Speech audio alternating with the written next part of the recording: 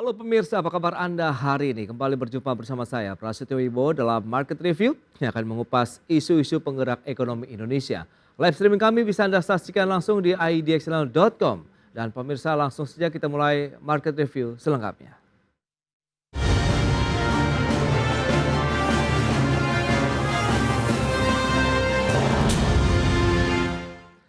Ya, pemirsa, Kementerian Keuangan akan terus mendorong penerapan sistem terintegrasi dalam pengawasan penerima negara di sektor mineral dan batubara. Menteri Keuangan menyebutkan penambahan jumlah komoditas ke dalam sistem Simbara akan menyelapkan penerimaan negara bukan pajak.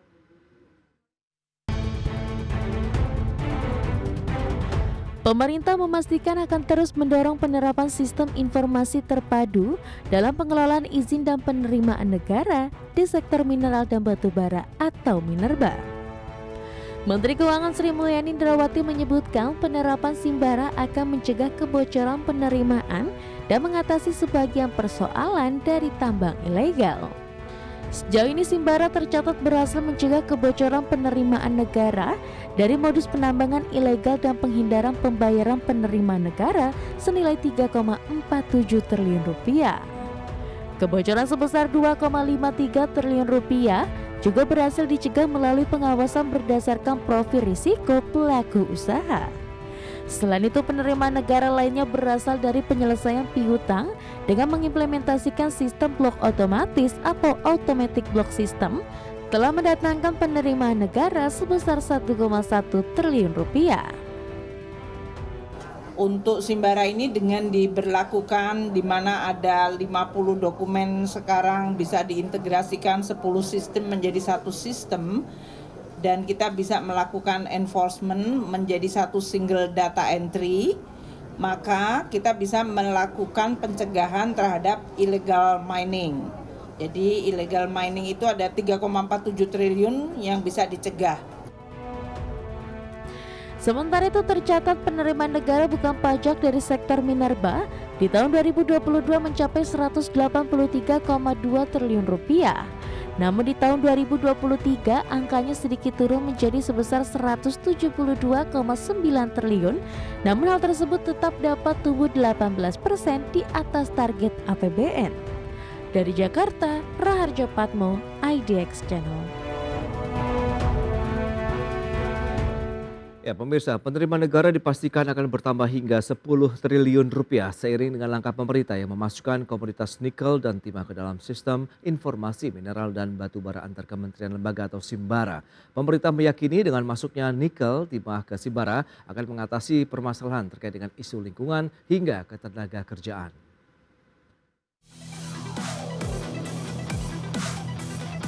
Pemerintah secara resmi memasukkan komoditas nikel dan timah ke dalam sistem informasi mineral dan batubara antar kementerian lembaga atau Simbara. Pemerintah menyatakan dengan masuknya nikel dan timah dalam Simbara, maka akan berpotensi menambah penerimaan negara bukan pajak sebesar 5 hingga 10 triliun rupiah. Pemerintah juga meyakini dengan masuknya nikel dan timah, para pelaku usaha pertambangan akan lebih tertib dalam berbisnis di sektor mineral. Sebab Simbara dapat mencegah kebocoran penerimaan negara dari modus penambangan ilegal dan penghindaran pembayaran penerimaan negara. Selain itu diharapkan Simbara dapat memonitor dampak lingkungan dari perizinan tambang tersebut dan legalitas pekerja yang lebih transparan. Penerimaan negara menurut saya sangat besar, tadi angkanya sudah disebutkan. Satu, tapi yang paling penting lagi bukan hanya penerimaan, tapi kita untuk masalah lingkungan, kita akan langsung juga kaitkan, dan kemudian masalah pekerja, jadi jangan pekerja anak-anak di bawah umur, sehingga betul-betul tambang kita itu sesuai dengan kriteria yang diminta oleh negara-negara tempat tujuannya. Sementara itu masih tingginya angka penyelewengan kekayaan alam nasional menjadi pemicu pemerintah mempercepat masuknya komoditas timah dan nikel ke Simbara. Apalagi dengan terbongkarnya perkara dugaan korupsi tata niaga timah belum lama ini yang menjadi pendorong upaya menjaga tata niaga mineral di tanah air. Dari Jakarta, Raharjo Patmo, IDX Channel.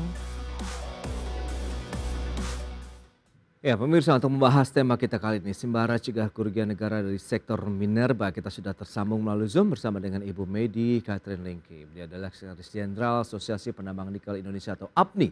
Selamat pagi, Bu Medi. Selamat pagi Mas Pras, Ya, salam sehat Ibu.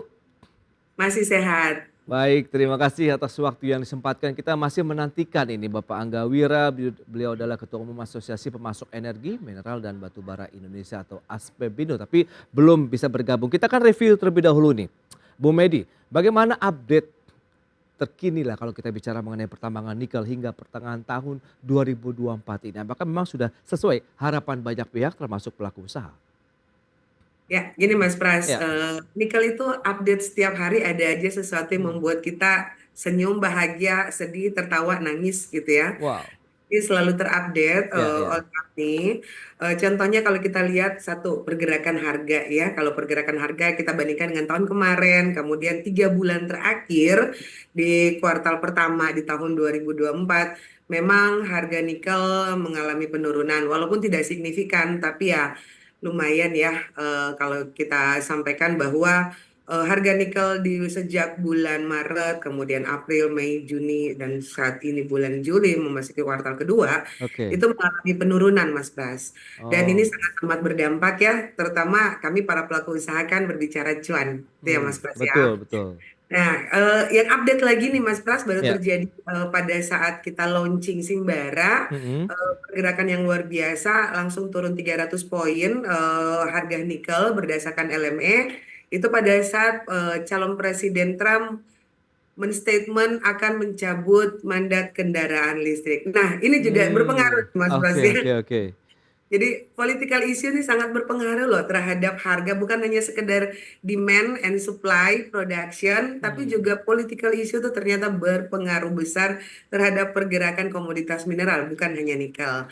Nah, per hari ini juga tambah lagi turun, dan kemarin kami baru berdiskusi dengan beberapa pakar dunia, kita melakukan online juga, mereka menyampaikan bahwa hal ini akan terus turun terjadi, mungkin akan sampai pada posisi 15, bahkan yang worst case-nya itu sampai ke 12.000 Mas Pras. Nah, Oke, kita oke. sudah mulai nih agak khawatir nih Mas Pras. Kalau sampai saat ini sih para pelaku pertambangan ya masih bisa berproduksi, masih bisa tersenyum walaupun nggak tersenyum cerah. Iya, Tapi iya. yang dikhawatirkan adalah pelaku pirometalurgi, yaitu produksi nikel kelas 2 atau nikel PKN ke ferronikel. Mm-mm. Harga mereka itu bagi kami itu sudah bleeding ya. Jadi kalau mereka tidak terselamatkan, kami jualannya kemana ya Mas Pras, kecuali ekspornya Oke. dibuka gitu loh Mas Pras. Iya, Tapi iya, kan itu dia.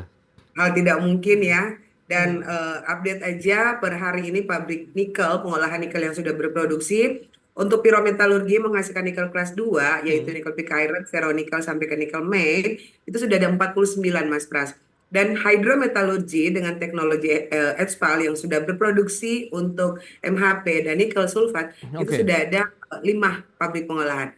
Totally sudah ada 54 Mas Pras. 54 pabrik pengolahan, Oke. dan kebutuhan di tahun ini biji nikel itu mencapai 280 juta ton, wet metric ton ya, biji Oke. nikel di tahun ini.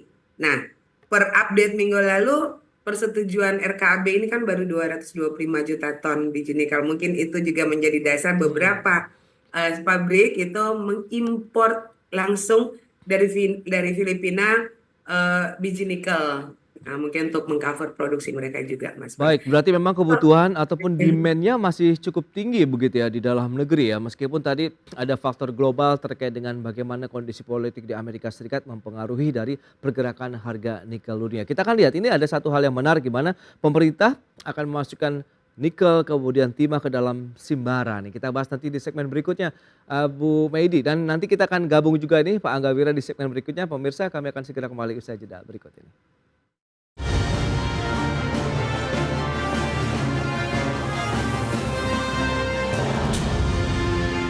Ya, terima kasih Anda masih bergabung bersama kami dalam Market Review pemirsa, dan sudah hadir ini melalui Zoom juga Bapak Angga Wira. Beliau adalah Ketua Umum Asosiasi Pemasok Energi, Mineral dan Batubara Indonesia atau ASPEBINDO. Selamat pagi Pak Anggar. Pagi Mas, Assalamualaikum. Waalaikumsalam, terima kasih juga atas waktu yang disempatkan. Tadi sudah diulas ya terkait dengan update dari kondisi industri nikel di tanah air begitu. Tantangannya dari pergerakan harga nikelnya yang cenderung turun. Kemudian tadi ada pabrik yang sudah beroperasi untuk pengolahannya, totalnya ada 54 pabrik begitu. Nah, menarik dari sisi pemasok energi, Anda mereview bagaimana sebenarnya kondisi dari industri pertambangan kita begitu, khususnya energi yang Anda pasok begitu. Silakan. Ya, pertama-tama kalau kita lihat memang kecenderungan ekonomi global ini saat sekarang ini memang sedang terjadi situasi yang going slow ya. Tadi juga Mbak Medi udah sampaikan ya secara kumulatif ya. Tapi kalau kita lihat memang di dalam domestik sendiri sebenarnya terjadi transformasi yang cukup baik ya dalam konteks proses hilirisasi. Tadi Mbak Medi sudah sampaikan progresnya, sudah ada beberapa smelter yang sudah run out dan di end produknya kemarin juga beberapa waktu lalu Pak Jokowi meresmikan juga pabrik bersama Hyundai ya, ini salah satu yang patut juga kita apresiasi. Nah, sebenarnya memang dalam konteks hilirisasi dan pembangunan processing industri ke depan yang terpenting juga adanya ketangguhan supply daripada energi ya. Nah, ini yang saya rasa menjadi tantangan ya ke depan ya, karena memang tentunya kita harus mengambil langkah-langkah, pemerintah harus jeli memanfaatkan ketersediaan suplai batu bara kita yang juga cukup banyak cadangan kita, sehingga kita bisa mengoptimalkan, karena tentunya dengan dengan industri pengolahan yang sangat tumbuh dengan pesat ini dibutuhkan juga energi yang tangguh dan dari sisi keekonomian ini bisa kompetitif. Dan tentunya ya kalau bicara energi yang kompetitif, sehingga saat ini masih batu bara yang menjadi salah satu sumber ya energi yang kompetitif. Nah, ini juga harus ada strategi yang tepat di mana kita juga menghadapi transisi energi. Nah, ini salah satu PR yang harus dirumuskan ya, sehingga kita tidak terjebak ya dalam situasi yang sulit. Baik, itu dia reviewnya. Nah, kalau kita bicara mengenai rencana pemerintah, ini yang tadi sudah disampaikan begitu, akan memasukkan nikel timah ke dalam sistem informasi mineral dan batu bara, Kementerian Lembaga atau Simbara. Dari Bu Medi sendiri bagaimana sebagai pelaku penambang nikel begitu? Apakah kebijakan ini sudah tepat momentumnya begitu? Untuk tadi ada beberapa hal yang digarisbawahi, mencegah kebocoran dan lain-lain, tata niaga, seperti itu kira-kira Bu Medi. Ya, Mas Pras, kalau kita berbicara Simbara ini kan kalau menurut kami itu memang satu langkah maju ke depan karena kita berbicara digitalisasi. Yes. Apapun sekarang segala bentuk industri, segala sektor semua sudah berbasis digitalisasi. Kita tidak mungkin lagi berbasis manual karena ada efeknya ya. Efek kemarin seperti yang sudah terjadi dan sangat heboh bagaimana terjadi penyalahgunaan, bagi kami itu penyalahgunaan ya wilayah-wilayah pertambangan sehingga terjadi bahasa kami ya itu illegal mining, sehingga penerimaan negaranya jauh berkurang, kebocoran penerimaan negara baik dari sisi PNBP maupun dari sisi penerimaan pajak, kemudian dari sisi lingkungan. Nah, areal-areal pertambangan ini kan remote area yang mungkin agak susah juga ya terkontrol ya Mas Pras ya. Nah, Betul. nggak mau terdapat kesempatan untuk melakukan sesuatu yang bahasa kami itu ilegal. Nah, kita berharap dengan adanya Simbara itu mampu menjawab walaupun mungkin belum 100% ya Mas Pras, ya pasti ada kekurangan. Tapi satu, kebocoran penerimaan negaranya dulu nih yang kita khawatirkan. Apakah betul-betul terrealisasi dengan dengan Simbara ini? Kedua, kami sangat bersyukur karena dengan sistem Simbara ini kan ini keterkaitan sinergitas 5 kementerian Mas Pras. Oke. Nah, Kalau 5 kementerian kan, kalau bahasa kami dulu kan selalu terjadi ego sektoral ya Mas Pras ya. Iya. Nah, diharapkan nih dengan bersinerginya 5 kementerian, baik Kementerian SDM, Kementerian Perhubungan, Kementerian Perdagangan, Kementerian Perindustrian, sampai Kementerian Keuangan, kami para pelaku usaha tuh mendapat dampak yang sangat amat positif Mas Pras. Bergabungnya bapak-bapak itu membuat satu kemudahan buat para pelaku usaha dalam memonitoring, mengontrol segala sesuatu di pertambangan baik dari hulu maupun dari hilir. Itu yang kami harapkan Mas Pras, sehingga proses sinergi dari smelter, dari tambang, kerusakan lingkungan, termasuk juga kecelakaan ketenaga kerja, ya semua itu bisa terkoordinir. Kita berharap. Tapi kembali lagi Mas Pras, Ya. ini kan berbicara digital Mas Pras ya. Kalau digital ini kan ya kemarin saja data kita bisa dihack, itu data negara ya. Nah, kemudian kemarin juga terjadi kehebohan masalah Microsoft. Nah, kita berbicara digital, bagaimana safety dan kesiapan pemerintah sehingga tidak terjadi hal-hal yang tidak diinginkan karena ini konsep digital Mas Pras. Ya, betul, betul. Kita para pelaku contoh dengan MOM saja pada saat shutdown bukan kesalahan kami, tapi kami mengalami kerugian. Nah, sistem shutdown dalam 1 hari shutdown aja, coba berapa kerugian para pelaku usaha baik dari Demores yang harus kami bayarkan tongkangnya, kemudian proses produksi, alat berat dan lain-lain. Nah, ini yang kami khawatirkan. Semoga dengan sistem digitalisasi ini pemerintah sudah aware dan sudah mempersiapkan langkah-langkah jika terjadi sesuatu yang sangat amat tidak diinginkan. Itu aja sih Mas.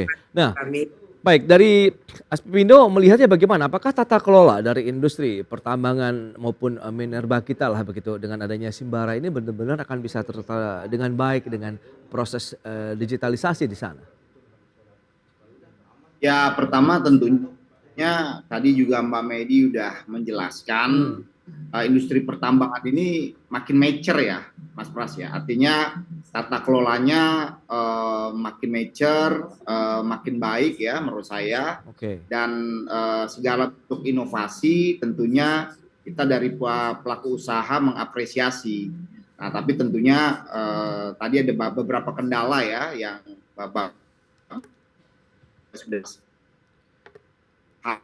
hal-hal yang sudah terjadi ini sudah bisa menjadi ada bahan evaluasi dan tentunya di backup ya secara baik oleh government dan saya lihat memang kedepannya memang harus ada suatu kelembagaan unit ya yang memang itu bisa bersifat independen ya tapi juga punya koordinasi ke lintas sektor ya dalam proses implementasi pengurusan perizinan di pertambangan dan juga dalam konteks pemantauannya gitu. Karena kan kalau kita lihat PNBP dari sektor pertambangan ini cukup besar ya. Nah, ini kan sebenarnya bisa dioptimalkan untuk membentuk suatu tata kelola yang lebih baik lagi. Kalau tata kelolanya lebih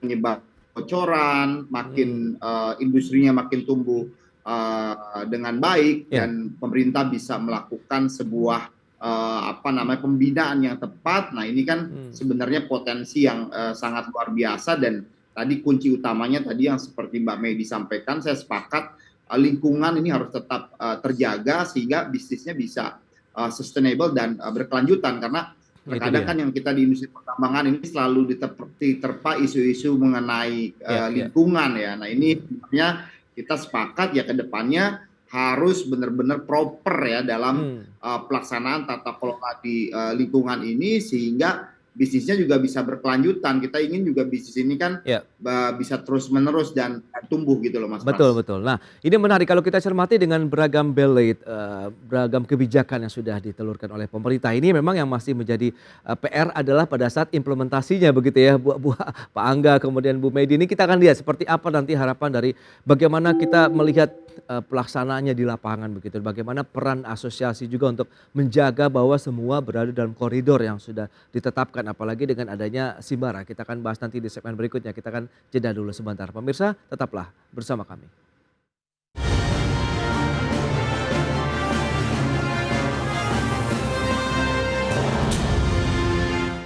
Ya, terima kasih Anda masih bergabung bersama kami dalam Market Review. Ini menarik pemirsa kalau kita lihat ada benang merah begitu yang diharapkan dari para pelaku usaha tadi, dari pemasok energinya, kemudian dari sisi pelaku usaha ataupun penambang nikel pun terkait dengan bagaimana pengawasan kemudian implementasinya di lapangan pada saat memang komoditas nikel, timah dan mungkin ada beberapa komoditas lainnya akan masuk ke dalam Simbara sehingga benar-benar bisa memberikan rasa nyaman begitu ya bagi pelaku usaha, kemudian tata kelolanya terjadi, penerimaan negara tadi ada royalti 10 triliun yang diharapkan dengan adanya Simbara ini benar-benar bisa terrealisasi. Nah, bagaimana nih Bu Medi, Anda melihat pola-pola seperti apa yang perlu diawasi ataupun dilaksanakan di lapangan?